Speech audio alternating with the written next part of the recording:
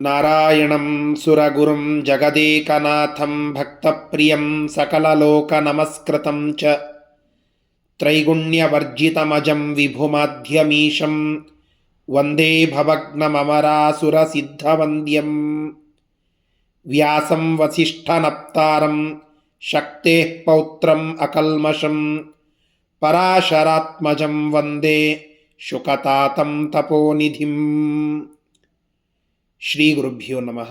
ಹರಿ ಓಂ. ವಿಷ್ಣು ಸಹಸ್ರನಾಮದ ಪೂರ್ವದಲ್ಲಿ ಬರುವಂತಹ ಯುಧಿಷ್ಠಿರ ಮತ್ತು ಭೀಷ್ಮಾಚಾರ್ಯರ ಸಂವಾದದ ವಿಷಯವನ್ನು ನಾವು ತಿಳಿದುಕೊಳ್ಳುತ್ತಾ, ಯುಧಿಷ್ಠಿರ ಮಾಡಿದ ಪ್ರಶ್ನೆಗೆ ಭೀಷ್ಮರು ಉತ್ತರ ಕೊಡುವುದನ್ನು ಕೇಳುತ್ತಾ ಇದ್ದೆವು.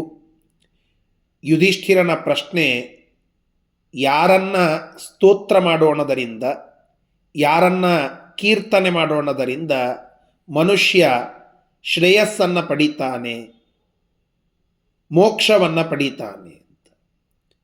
ಅಂತಹ ಯಾವ ದೇವನ ಸ್ತೋತ್ರ ಮೋಕ್ಷ ಕೊಡುವಂತಹದ್ದಾಗಿದೆ? ಈ ಪ್ರಶ್ನೆಗೆ ಭೀಷ್ಮಾಚಾರ್ಯರು ಉತ್ತರ ಕೊಡ್ತಾ, ಅದು ಭಗವಂತ ವಿಷ್ಣು ಪರಮಾತ್ಮ ಎಂಬುದಾಗಿ ಹೇಳಿದರು.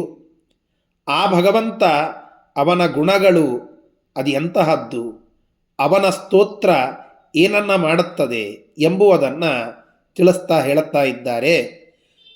ಅನಾದಿನಿಧನಂ ವಿಷ್ಣುಂ ಸರ್ವಲೋಕಮಹೇಶ್ವರಂ ಲೋಕಾಧ್ಯಕ್ಷಂ ಸ್ತುವನ್ನಿತ್ಯಂ ಸರ್ವದುಃಖಾತಿಗೋ ಭವೇತ್ ಬ್ರಹ್ಮಣ್ಯಂ ಸರ್ವಧರ್ಮಜ್ಞಂ ಲೋಕಾನಾಂ ಕೀರ್ತಿವರ್ಧನಂ ಲೋಕನಾಥಂ ಮಹದ್ಭೂತಂ ಸರ್ವಭೂತಭವೋದ್ಭವಂ. ಅನಾದಿನಿಧನಂ ವಿಷ್ಣುಂ, ಎಲ್ಲ ಜನನ ಮರಣ ಮುಂತಾದಂತಹ ವಿಕಾರಗಳಿಂದ ದೂರನಾಗಿ ಹೊರತಾಗಿ ಇರುವಂತಹ, ಎಲ್ಲ ಕಡೆಗೂ ವ್ಯಾಪ್ತನಾದಂತಹ ಭಗವಂತನನ್ನು ಸ್ತೋತ್ರ ಮಾಡಿದರೆ ಎಲ್ಲ ದುಃಖಗಳು ಹೋಗ್ತವೆ. ಆ ಭಗವಂತ ಸರ್ವಲೋಕ ಮಹೇಶ್ವರಂ, ಎಲ್ಲ ಲೋಕಗಳ ಈಶ್ವರ ಮಹೇಶ್ವರ ಆ ಭಗವಂತನೇ. ಲೋಕಾಧ್ಯಕ್ಷ ಭಗವಂತನೇ. ಲೋಕ ಇದಕ್ಕೆ ಅನೇಕ ಅರ್ಥ. ಲೋಕ ಅನ್ನೋದಕ್ಕೆ ಜನ ಅಂತನ್ನುವ ಅರ್ಥವೂ ಉಂಟು. ಜೀವಿಗಳು, ಆ ಎಲ್ಲ ಜೀವಿಗಳ ಅಧ್ಯಕ್ಷ ಸ್ವಾಮಿ ಭಗವಂತ ಎಂಬುವ ಒಂದರ್ಥ. ಅಥವಾ ಈ 14 ಲೋಕಗಳು ಅಂತ ಏನಿವೆಯೋ, ಆ 14 ಲೋಕಗಳ ಸೃಷ್ಟಿಕರ್ತ, ಅವುಗಳನ್ನು ನಿಯಮನ ಮಾಡುವಂತಹ ಸ್ಥಿತಿಕರ್ತ, ಇದೆಲ್ಲವೂ ಭಗವಂತನೇ. ಆದ್ದರಿಂದ ಲೋಕಾಧ್ಯಕ್ಷ ಅಂತ. ಹೀಗೆ ಲೋಕಾಧ್ಯಕ್ಷನಾದಂತಹ ಆ ಪರಮಾತ್ಮನನ್ನು ಸ್ತುವನ್ ನಿತ್ಯಂ, ನಿರಂತರವಾಗಿ ಸ್ತೋತ್ರ ಮಾಡೋಣದರಿಂದ ಮನುಷ್ಯ ಸರ್ವದುಃಖಾತಿಗೋ ಭವೇತ್, ಎಲ್ಲ ದುಃಖಗಳಿಂದ ಪಾರಾಗಿ ಹೋಗ್ತಾನೆ. ಇಲ್ಲಿ ನೋಡಿ, ಯಾವ ಭಗವಂತನಿಗೆ ಯಾವ ತರಹದ ದುಃಖದ ಲೇಪವೂ ಇಲ್ಲ. ಚಿಂತಾ ಸಂತಾಪ ಲೇಪೋದ್ಭವ ಮೃತಿ ಮುಖರ ಶೇಷ ದೋಷಾತಿ ದೂರಂ ಎಂಬುದಾಗಿ ಹೇಳಿದಂತೆ, ಚಿಂತಾ ಸಂತಾಪ ಜನ್ಮ ಮರಣ ಮುಂತಾದ ಏನು ವಿಕಾರಗಳಿವೆಯೋ, ಆ ಯಾವ ವಿಕಾರವೂ ಭಗವಂತನಿಗಿಲ್ಲ. ಅವು ಯಾವ ವಿಕಾರಗಳಿಲ್ಲದ ಭಗವಂತನ ಸ್ತೋತ್ರ ನಮ್ಮ ವಿಕಾರಗಳನ್ನು ಕಳೆದು ಶ್ರೇಷ್ಠವಾದ ಗತಿಯನ್ನು ನಮಗೆ ಕೊಡುತ್ತದೆ ಎಂಬುದು ಭೀಷ್ಮಾಚಾರ್ಯರ ಅಂಬೋಣ. ಬ್ರಹ್ಮಣ್ಯಂ ಸರ್ವಧರ್ಮಜ್ಞಂ ಲೋಕಾನಾಂ ಕೀರ್ತಿವರ್ಧನಂ ಲೋಕನಾಥಂ ಮಹದ್ಭೂತಂ ಸರ್ವಭೂತ ಭವೋದ್ಭವಂ. ಈ ಜಗತ್ತನ್ನು ಸೃಷ್ಟಿ ಮಾಡಿದಂತಹ, ಸೃಷ್ಟಿ ಕಾರ್ಯವನ್ನು ಮಾಡುವ ಚತುರ್ಮುಖ ಬ್ರಹ್ಮದೇವರನ್ನು ನಿಯಮನ ಮಾಡುವ ಭಗವಂತ, ಅವನು ಸರ್ವಧರ್ಮಜ್ಞಂ, ಎಲ್ಲ ಧರ್ಮಗಳನ್ನು ತಿಳಿದವನಾಗಿದ್ದಾನೆ. ಸರ್ವಭೂತ ಭವೋದ್ಭವಂ, ಸಕಲ ಭೂತಗಳು ಎಲ್ಲ ಪ್ರಾಣಿಗಳ ಕೀರ್ತಿಯನ್ನು ವೃದ್ಧಿ ಮಾಡುವಂಥವನಾಗಿದ್ದಾನೆ. ಅವುಗಳಲ್ಲಿ ತಾನೇ ಪ್ರವೇಶ ಮಾಡಿ, ತನ್ನ ಶಕ್ತಿಯಿಂದ ಪ್ರವೇಶ ಮಾಡಿ, ಅವುಗಳಲ್ಲಿ ಏನೆಲ್ಲ ಕೀರ್ತಿ ಇರ್ತದೋ ಆ ಕೀರ್ತಿ ವೃದ್ಧಿ ಮಾಡುವಂತೆ ಮಾಡುವವನು ಭಗವಂತನೇ.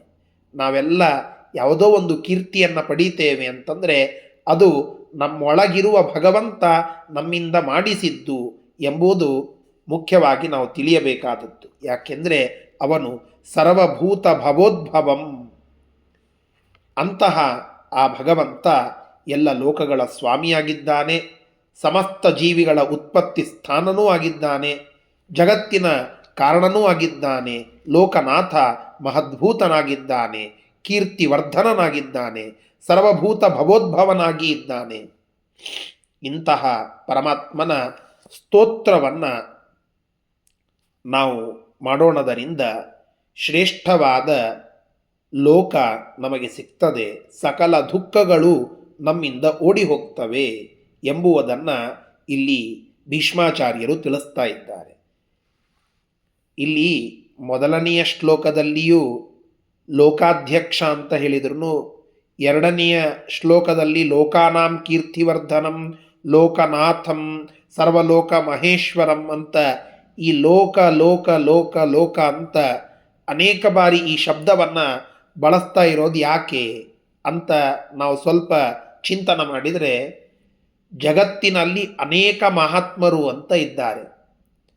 ಅವರ ಸ್ತೋತ್ರವನ್ನು ಮಾಡಿದರೇನೆ, ಅವರ ಕೀರ್ತನವನ್ನು ಮಾಡಿದರೇನೆ ಅನೇಕ ಪಾಪಗಳು ಹೋಗ್ತವೆ ಅಂತ ನಾವು ಕೇಳುತ್ತೇವೆ.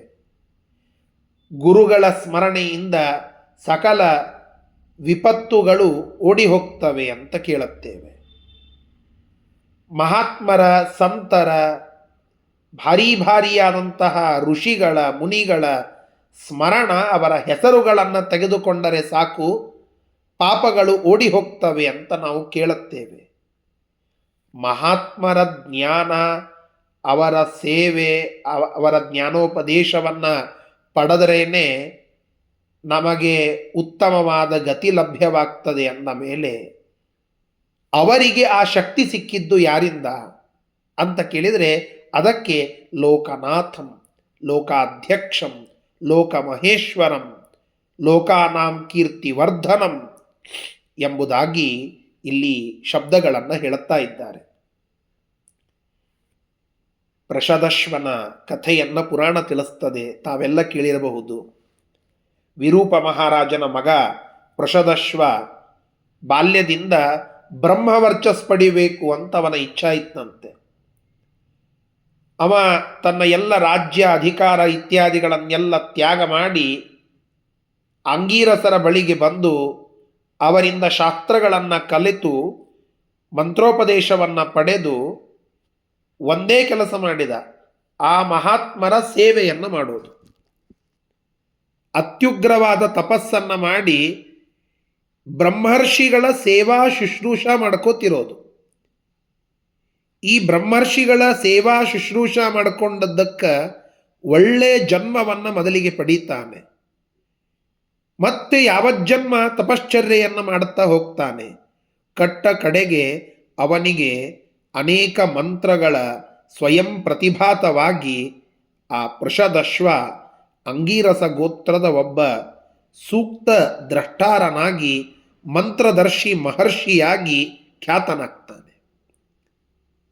ಆ ಪೃಷದಶ್ವನಿಗೆ ಈ ಎಲ್ಲ ಶ್ರೇಷ್ಠತೆ ಸಿಕ್ಕಿದ್ದು, ಈ ಕೀರ್ತಿ ಸಿಕ್ಕಿದ್ದು ಯಾರಿಂದ? ಅವನು ಬ್ರಹ್ಮರ್ಷಿಗಳ ಸೇವೆ ಮಾಡಿದ್ದರಿಂದ. ಬ್ರಹ್ಮರ್ಷಿಗಳ ಸೇವೆ ಮಾಡೋಣದರಿಂದಲೇ ಇಂತಹ ಕೀರ್ತಿ ಲಭ್ಯವಾಗ್ತದೆ ಅಂದ ಮೇಲೆ ಆ ಬ್ರಹ್ಮರ್ಷಿಗಳಿಗೆಲ್ಲ ಆ ಋಷಿತ್ವವನ್ನು ಕೊಟ್ಟ, ಸ್ವಯಂ ಬ್ರಹ್ಮನಿಗೇನೆ ಬ್ರಹ್ಮತ್ವವನ್ನು ಕೊಟ್ಟ ಆ ವಿಷ್ಣು ಪರಮಾತ್ಮನ ಸೇವೆಯಿಂದ ಎಂತಹ ಶ್ರೇಷ್ಠವಾದ ಗತಿ ನಮಗಾಗಲಿಕ್ಕಿಲ್ಲ, ಎಂತೆಂತಹ ದುಃಖಗಳು ನಮ್ಮಿಂದ ಓಡಿ ಹೋಗಲಿಕ್ಕಿಲ್ಲ. ಈ ದೃಷ್ಟಿಯಿಂದ ಬ್ರಹ್ಮಣ್ಯಂ ಸರ್ವಧರ್ಮಜ್ಞಂ ಲೋಕಾನಾಂ ಕೀರ್ತಿವರ್ಧನಂ ಲೋಕನಾಥಂ ಮಹದ್ಭೂತಂ ಸರ್ವಭೂತ ಭವೋದ್ಭವಂ ಅಂತಹ ಆ ಭಗವಂತನನ್ನು ನಾವು ಚಿಂತನೆ ಮಾಡಬೇಕು. ಆ ಭಗವಂತನ ಸಹಸ್ರನಾಮಗಳನ್ನೇ ಮುಂದೆ ಭೀಷ್ಮಾಚಾರ್ಯರು ಹೇಳುವವರಿದ್ದಾರೆ. ಎಲ್ಲ ಜೀವಿಗಳ ಉತ್ಪತ್ತಿ ಸ್ಥಾನ, ಜಗತ್ತಿನ ಕಾರಣ ಆ ಪರಮಾತ್ಮ. ಅವನ ಸ್ತೋತ್ರ ಮನುಷ್ಯರೆಲ್ಲರೂ ಮಾಡತಕ್ಕದ್ದು ತಮ್ಮ ದುಃಖಗಳಿಂದ ಬಿಡುಗಡೆಯಾಗಲಿಕ್ಕೆ ಅಂತನ್ನುವುದನ್ನೇ ಸರ್ವಭೂತ ಭವೋದ್ಭವಂ ವಿಷ್ಣುಂ ನಿತ್ಯಂ ಸ್ತುವನ್ ಸರ್ವ ದುಃಖಾತಿಗೋ ಭವೇತ್ ಎಂಬುದಾಗಿ ಇಲ್ಲಿ ಹೇಳುತ್ತಾ ಇದ್ದಾರೆ. ಶ್ರೀಕೃಷ್ಣಾರ್ಪಣಮಸ್ತು. ಹರಯೇ ನಮಃ.